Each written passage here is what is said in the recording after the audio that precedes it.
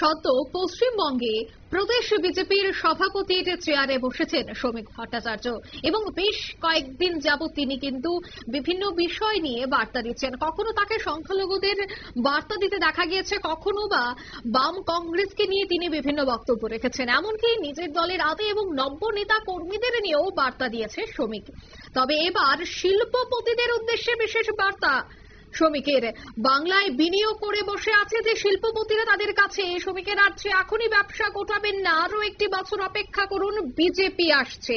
ঠিক এই কথাই কোট আনকোট বললেন তিনি শ্রমিক ভট্টাচার্য। তবে পশ্চিমবঙ্গে বর্তমানে শিল্প পরিস্থিতি যথেষ্ট হতাশাজনক।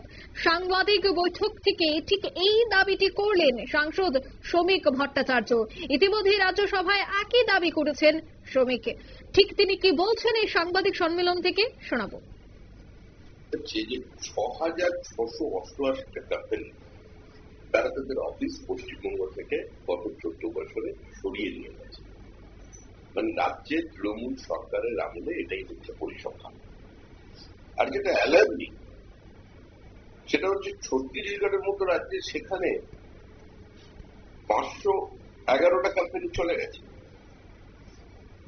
দিল্লিতে ১২৭৭টা কোম্পানি চলে গেছে, যার মধ্যে ২০টা কোম্পানি লিস্টেড কোম্পানি। হরিয়ানায় ১৬৪টা কোম্পানি চলে গেছে, আরো গেছে সঙ্গে ৩টে লিস্টেড কোম্পানি। যারা বলছেন যে বাংলাকে গুজরাট হতে দেব না,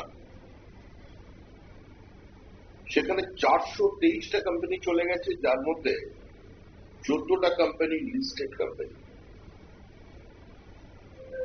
তো এভাবে দেখা যাচ্ছে পরিসংখ্যানগত ১১০টা আমাদের লিস্টেড কোম্পানি তারা তাদের অফিস পশ্চিমবঙ্গ থেকে তুলে নিয়ে গেছে। এরপরে তিনি বলছেন যে বাংলা বাঙালির বিরুদ্ধে অত্যাচার হচ্ছে। পরিসংখ্যান অন্য কথা বলছে। আজকে তৃণমূল কংগ্রেসের রাজত্বকালে তারা বাঙালিদের পশ্চিমবঙ্গ থেকে তাড়িয়ে দিচ্ছে।